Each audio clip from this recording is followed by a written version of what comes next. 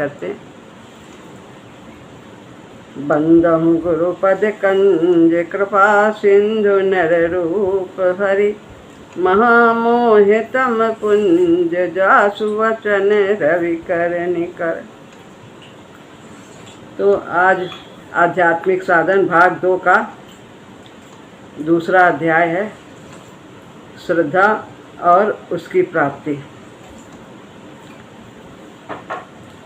साधन पथ की तैयारी का विवेचन करते समय मैंने आत्मविश्वास तथा भागवती शक्ति के विश्वास के बारे में लिखा था।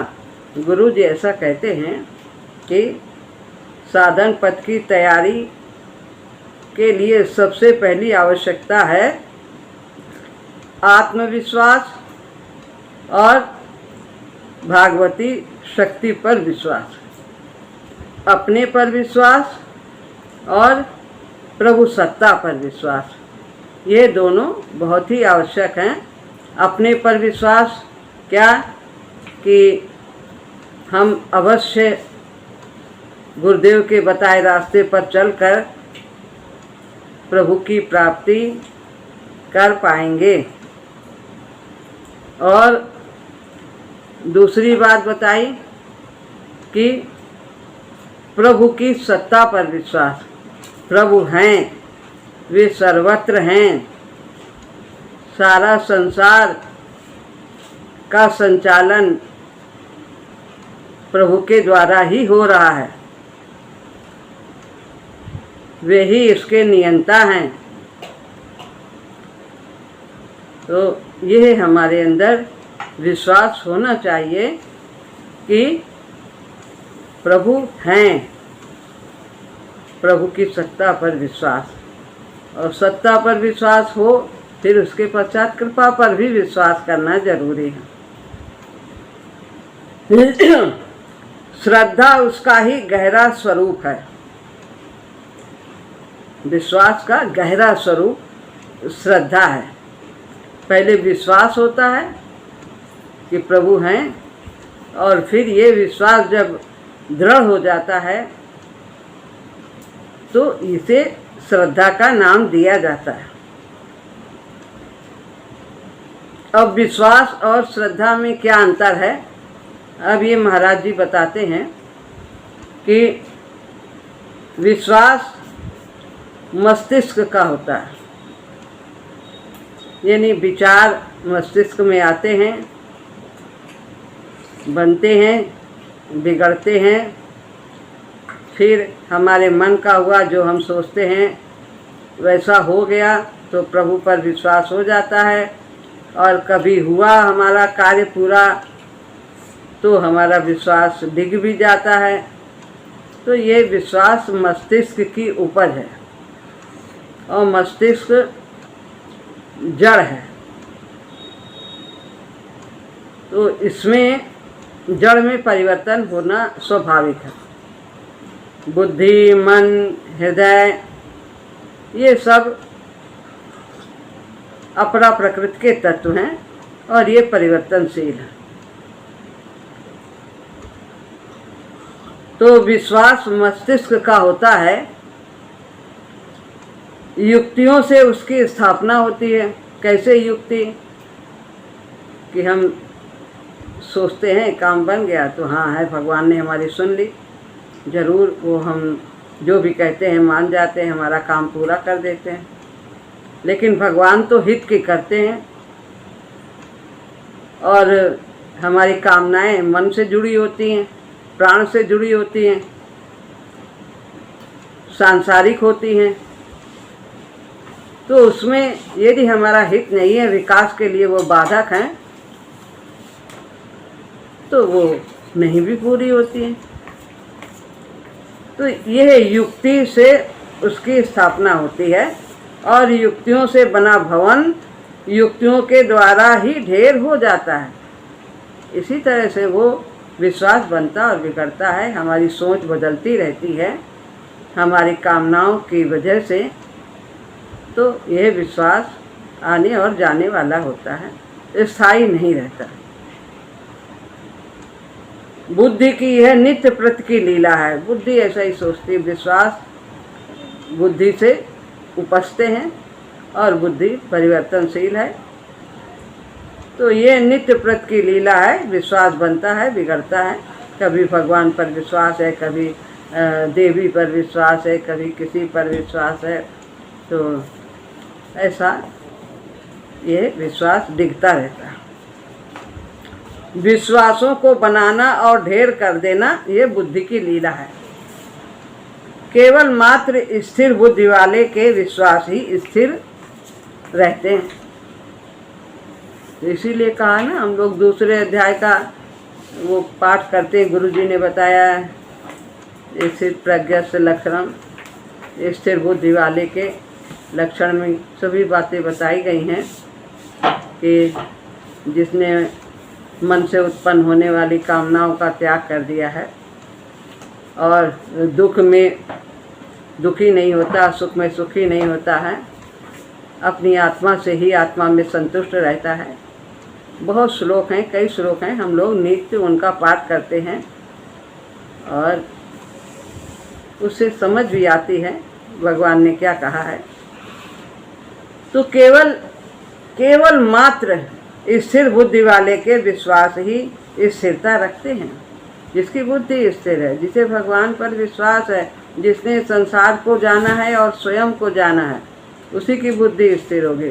जो जानता है संसार जड़ है, परिवर्तनशील है और अपने को जाना है कि मैं आत्मा हूँ, मैं शरीर नहीं हूँ, तो जिसने ये जाना है और अपने जीवन के उद्देश्य को समझा है, जिसने कि भगवान को पाना है, ये सब जो यंत्र मिले हैं वो प्रभु प्राप्ति के लिए मिले हैं।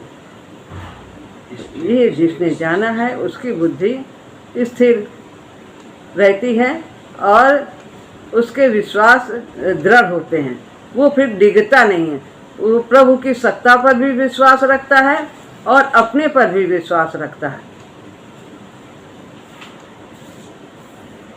विश्वास बुद्धि की उत्पत्ति होने के कारण बुद्धि के क्षेत्र में ही अधिक प्रभाव रखता है। तो बुद्धि से ही उत्पन्न होता है। सोचते हैं, बुद्धि से ही सोच होती है कि ये काम बना, हाँ हाँ ठीक है, भगवान ने सुन लिया। तो ये बुद्धि की उपज होती है और इसी के कारण ये बुद्धि में ही अधिक प्रभाव रखते हैं। बुद्धि को ही ये प्रभावित करते रहते हैं। बुद्धि से उत्पन्न होते हैं और बुद्धि को ही प्रभावित करते रहते। दूसरे विश्वासों को बनाने तथा बिगाड़ने में सहयोग देता है। तरह तरह के हमारे अंदर अब सांसारिक जब हमारी वृत्ति होती है तो हम विश्वास करते हैं। कभी किसी पर विश्वास करते हैं, कभी गणेश जी पर विश्वास करते हैं, कभी दुर्गा जी पर विश्वास करते हैं, कभी शंकर जी पर, कभी कहीं जाते हैं, कभी पहाड़ पे जाते हैं, वहाँ मान आते हैं, मान आते हैं। जगह जगह हमारे विश्वास बनते और बिगड़ते रहते हैं। सब जगह कह दो, शायद कोई ना सुने तो एक आध तो कोई लोग सुन ही लेंगे, कोई ना कोई, और हमारा काम बन जाएगा। ऐसी हमारी बुद्धि होती है। यानी विश्वास की कमी है, किसी पर हमें विश्वास नहीं है। तो दूसरे विश्वास को बनाने तथा बिगाड़ने में सहयोग देता है। प्रबल विश्वास हृदय को भी अपने अनुकूल कर राग द्वेषादि को उत्पन्न कर सकता है और जिस पर हमारा विश्वास गहरा हो जाता है तो फिर हम उस पर विश्वास करते हैं और दूसरों से हम द्वेष करने लगते हैं। किसी से राग करते हैं, किसी से द्वेष करते हैं। सांसारिक बातों में भी हम ऐसा करते हैं, सांसारिक नातों में भी हम ऐसा करते हैं। किसी पर हमारा विश्वास होता है, वो बहुत अच्छा, जब फिर थोड़ा वो उसमें परिवर्तन हो जाता है तो फिर उससे द्वेष होता है, फिर दूसरे पर विश्वास होता है। तो ये बुद्धि के स्तर के ये विश्वास होते हैं। प्राण तथा शरीर को भी विश्वास प्रभावित कर सकता है। हमारी कामनाओं को ये प्रभावित करता है। प्राण की मांग जो होती है, प्राण कभी सांसारिक वस्तुएं चाहता है, कभी स्वर्ग चाहता है, कभी बहुत भोग चाहता है, संग्रह चाहता है। तो ये सब बुद्धि बदलती रहती है और हमारी कामनाओं में भी परिवर्तन होता रहता। शरीर को भी विश्वास प्रभावित कर देता है। शरीर को कैसे विश्वास प्रभावित करता है? हमने सोचा कि हम बहुत हृष्ट पुष्ट हो रहे हैं, हम निरोग हो रहे हैं, हम अच्छे हो रहे हैं।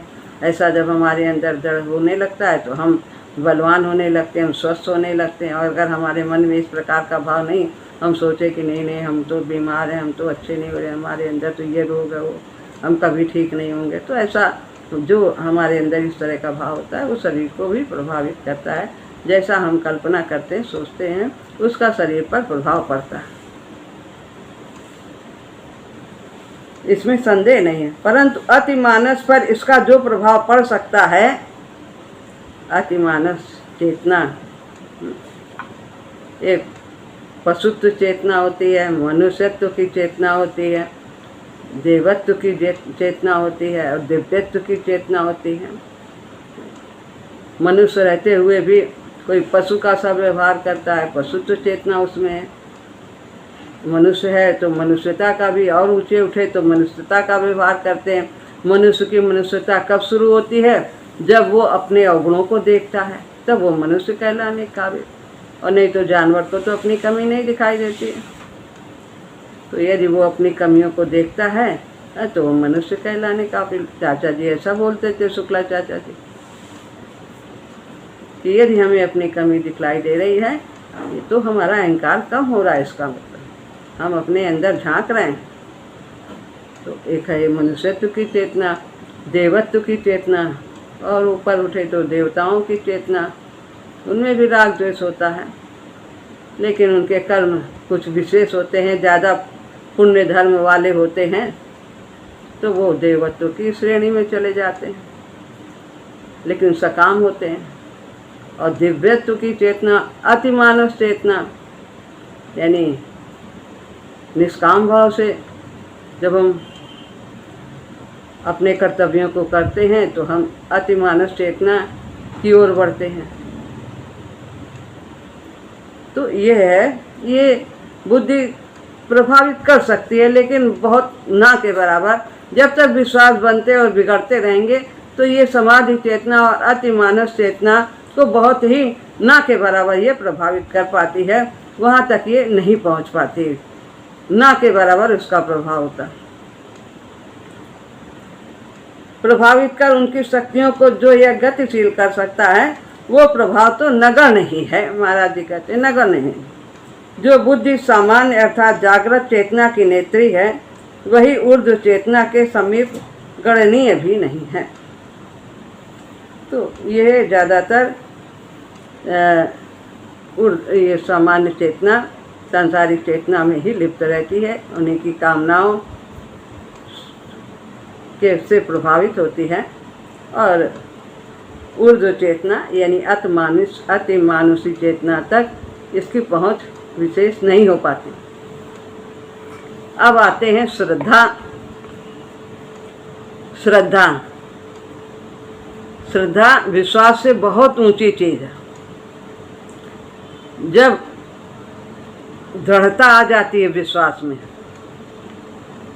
कुछ भी हो जाए जीवन में, कोई भी परिस्थिति आ जाए अच्छी या बुरी, जो हम अपनी दृष्टि से देखते हैं, सुख दुख की दृष्टि से,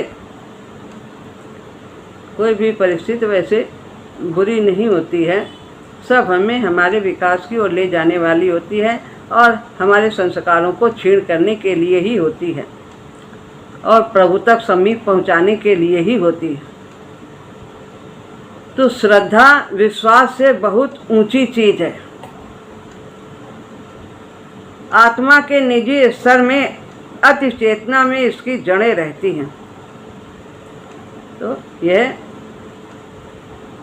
विश्वास को बताया कि मस्तिष्क की चेरी है, हृदय के समीप है, बुद्धि के समीप है। लेकिन जो श्रद्धा है वो आत्मा के निजी स्तर में आत्मा की उपज है। अति चेतना, अति मानुषी चेतना में इसकी जड़ें हैं। अति मानुषी चेतना यानी दिव्यत्व की चेतना से ये युक्त है। भगवान से ये जुड़ी हुई है। तो यह बुद्धि और हृदय दोनों की क्रियाओं का समावेश करती हुई उनका अतिक्रमण करती है। बुद्धि का भी उपयोग करती है, हृदय में भावों का भी उपयोग करती है। हृदय में भाव होते हैं, बुद्धि में विचार होते हैं, इन दोनों का समावेश करती हुई अच्छे प्रकार के विचार होते हैं और उच्च भाव होते हैं। इन दोनों का समावेश करती हुई और फिर उनसे आगे भी निकल जाती है, अतिक्रमण करती है। अच्छे अच्छे भावों को और अच्छे अच्छे विचारों को अपना नहीं मानती है, ये अतिक्रमण करना है। कर्म तो सब करेंगे, अच्छे कार्य करेंगे, जब विचार अच्छे होंगे तो कार्य भी अच्छे होंगे, लेकिन उनका भी अतिक्रमण कर देती है कि यह प्रभु की कृपा से हो।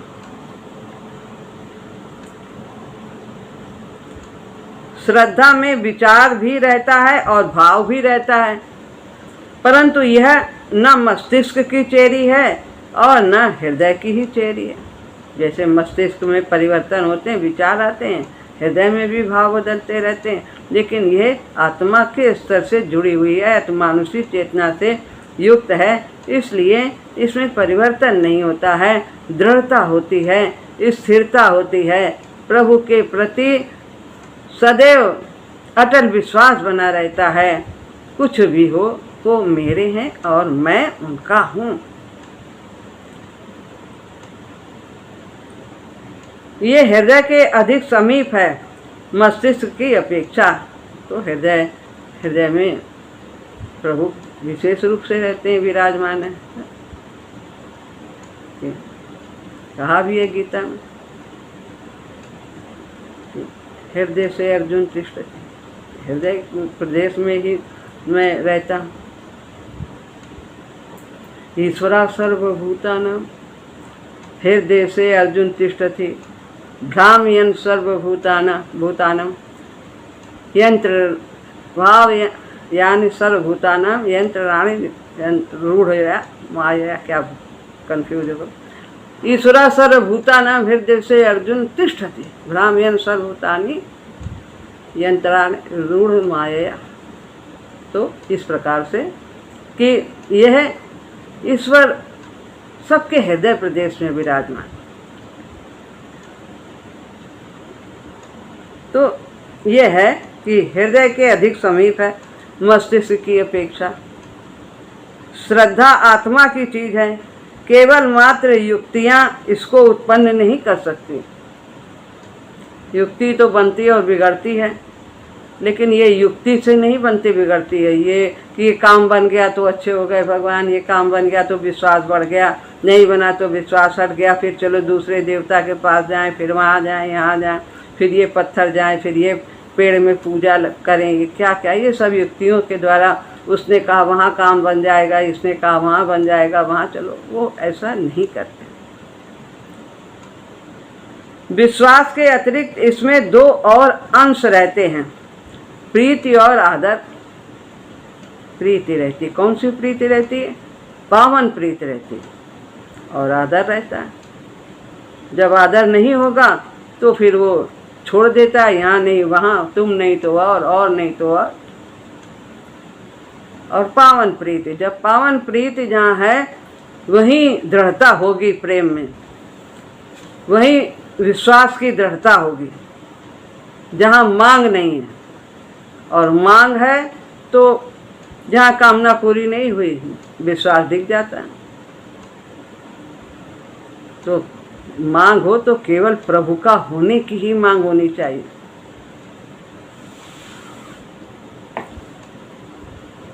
प्रीति तथा आदर विश्वास को बलात्कार से ले आते हैं। तो प्रेम और आदर ये बहुत ऊंची चीज है, इससे हमारा विश्वास और दृढ़ होता है और दृढ़ होता है, और फिर ये श्रद्धा का रूप ले लेता है। प्रायः श्रद्धा में सामर्थ्य है अति चेतन की शक्तियों को प्रेरित करने का। श्रद्धा में ये सामर्थ्य, विश्वास दिखता और बनता है लेकिन श्रद्धा नहीं दिखती है, और इसीलिए इसमें ये सामर्थ्य है कि हमारे अंदर अति मानुषी चेतना को जागृत कर दे। अति चेतन, यही अतिमानुषी चेतना यानी परमात्मा की चेतना जो हमारे अंदर व्याप्त है सब में, तो वो उसे जागृत कर दे, उसे प्रेरित कर दे। तो इस प्रकार से श्रद्धा के द्वारा ही ऐसा हो सकता है। श्रद्धा ही भगवान के सानिध्य को प्रकट कर सकती है। भगवान की समीपता श्रद्धा के द्वारा ही होती है। हम उनसे जुड़ सकते हैं श्रद्धा के द्वारा ही। तो श्रद्धा तो समझ में आ गया कि चाहे अनुकूलता हो चाहे प्रतिकूलता हो, ये हमारे और विश्वास के, हमारे अंदर जो विश्वास है प्रभु के प्रति वह दृढ़। श्रद्धा ही भगवान के सानिध्य को प्रकट कर सकती है। श्रद्धा आंतर योग की आधारशिला, पहले भी बताया था कि श्रद्धा, अभिप्सा और समर्पण, ये तीन बातें आंतर योग के लिए आवश्यक हैं। तो पहली बात है श्रद्धा, जो विश्वास से ऊंची चीज है वो है श्रद्धा, इसीलिए श्रद्धा का नाम लिया है गुरुदेव ने। तो श्रद्धा आंतर योग की आधारशिला है।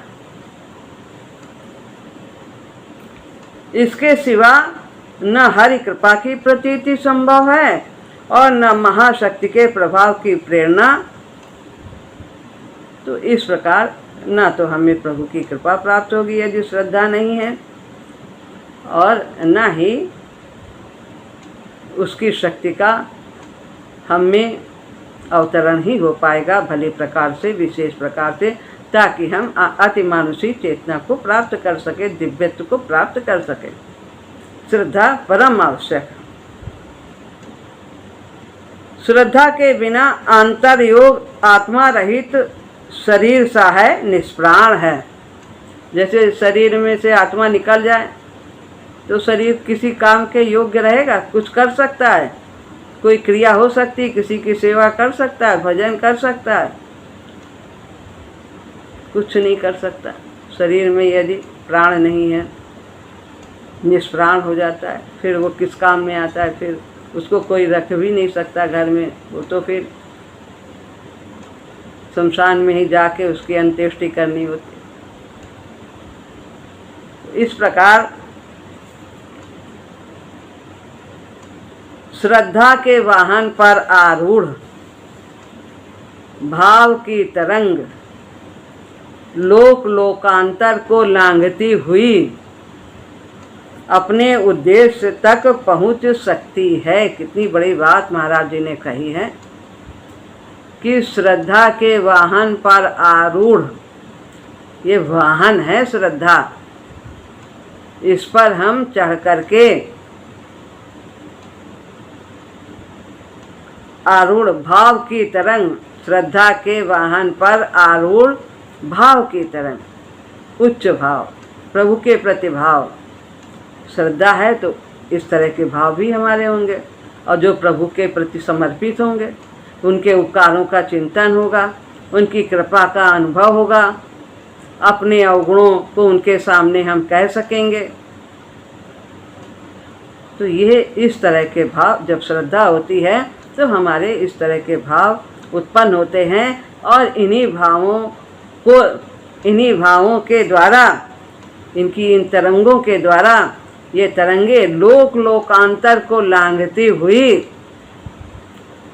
सभी कितने लोक हैं सबको पार करती हुई, यानी किसी की कामना नहीं रहती, सब लोक लोकांतर को लांघती हुई अपने उद्देश्य तक पहुंच सकती है।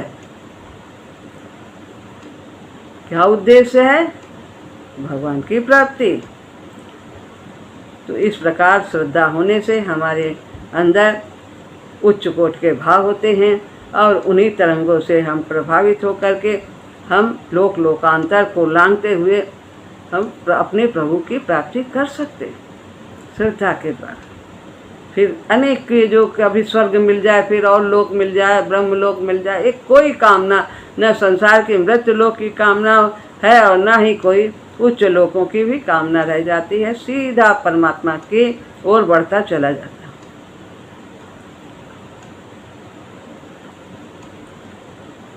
श्रद्धा की गति उच्चात उच्च स्तरों में है। ये हमको उच्च से उच्च स्तर तक पहुंचा सकती है। श्रद्धा है तो हम अन्नमय से प्राणमय तक हमारी चेतना जाती है और प्राणमय से मनोमय में जाती है। हम पहुंच जाते हैं, अपनी चेतना को उच्च स्तर पर ले जा सकते हैं। फिर विज्ञानमय में जाती है और ऊंचे जाते हैं।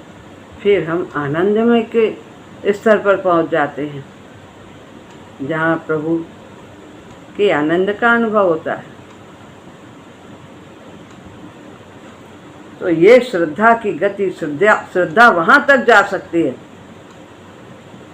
अध्यात्म क्षेत्र में श्रद्धा एक निधि है, हम सबके लिए, साधक के लिए ये निधि है, और इस निधि का होना सबके लिए परम आवश्यक है। साधक को भागवती शक्ति में अनन्य श्रद्धा रखने की आवश्यकता है। श्रद्धा है, किस पे श्रद्धा करिए? महाराज जी कहते हैं भागवती शक्ति, यानी परमात्मा की शक्ति, प्रभु की शक्ति, कि सर्वत्र उसकी शक्ति व्याप्त है, सर्वत्र उसकी सत्ता है, वो सब में व्याप्त है, कण कण में व्याप्त है। ऐसी कोई जगह नहीं है कि जहाँ परमात्मा ना हो। तो साधक को भागवती शक्ति में अनन्य श्रद्धा, अनन्य, अन्य कोई नहीं, केवल परमात्मा में श्रद्धा रखनी है कि वही सब में व्याप्त है। वही देवी देवता, मनुष्य, पशु पक्षी, सब में वो परमात्मा व्याप्त है। यही अनन्य श्रद्धा है। हमारा दूसरा भाव इस श्रद्धा को फीका कर देता है। इसलिए हमारे अंदर अनन्यता होनी चाहिए। अनन्य भक्ति तो भगवान को पाने के लिए ही है। अनन्य भक्ति के बिना प्रभु नहीं मिल सकते। अनन्यता होनी चाहिए श्रद्धा में। जिसके प्रति हमारे अंदर ये भाव है, यानी प्रभु का भाव है, उसके प्रति अनन्यता होनी चाहिए। अब न आँख तर आवही कोई, अब न आँख तर आवे कोई। ऐसी श्रद्धा की आवश्यकता है जो कभी कंपायमान ना हो, कभी भी हिले डुले नहीं, गड़ जाए, फूटा मजबूती से गड़ जाए। इसी श्रद्धा के द्वारा तो आत्मसमर्पण संभव है। साधक अपने को पूरी तरह से, अपने तन को, मन को और अपनी जितनी भी कल्पनाएं हैं, मान्यताएं हैं, धारणाएं हैं, कला साहित्य, जो भी योग्यता है, सब कुछ उसके चरणों में अर्पित कर देता है। इस श्रद्धा के आधार पर उसकी पुकार बलवती होगी और उत्तर को प्राप्त करेगी। निश्चित रूप से हमें प्रभु की ओर से उत्तर मिलेगा, उनका आभास हमें होगा, उनकी समीपता मिलेगी। इस तरह अभी यहाँ तक बताया है। आगे हमें भगवान बताएंगे, गुरुदेव भगवान कहेंगे साधक इस निधि को कैसे पाए, श्रद्धा हम किस प्रकार से अपने अंदर उत्पन्न करें, इसका उपाय गुरुजी कल बताएंगे। राम राम।